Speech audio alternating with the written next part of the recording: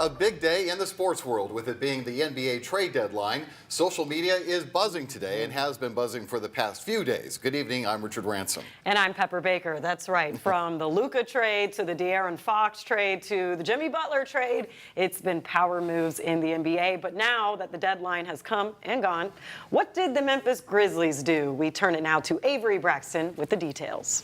Yeah, over the last couple of weeks, the Grizzlies have reportedly been very aggressive at the trade deadline, trying to pin down a player that can help them make a push in the second half of the season and in the playoffs. But ultimately, it looks like they had to pivot and make some more, let's call them cost-effective moves that'll ship a couple of Grizzlies out of Memphis, most notably guard Marcus Smart. The Grizzlies will send Smart and a first-round pick to the Washington Wizards, and in return, they'll get former second overall pick Marvin Bagley III, guard Johnny Davis, and a couple of second-round picks. The Grizz also send out Jake LaRavia to the Sacramento Kings, and the Wizards, well, they make out like kings. In addition to Smart, they get Alex Len and Colby Jones from Sacramento. So what does this ultimately mean? It means that Marcus Smart, that experiment has pretty much failed in Memphis, and the team prepares for what's next. The Grizzlies traded for Smart in the summer of 2023 with the Boston Celtics. In fact, they gave up 2 first-round picks to get the former Defensive Player of the Year, but he hasn't spent much time on the court here in Memphis. In a season and a half, he's only played 39 games due